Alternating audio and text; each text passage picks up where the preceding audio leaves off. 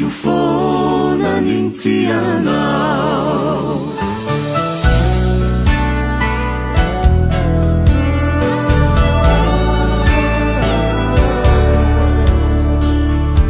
naonamoianao ry mamonomikokoko mitomany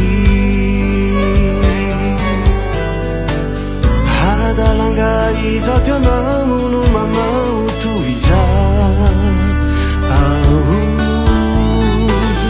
reraka mantany anao e tsy ho fafako ny ranomasonao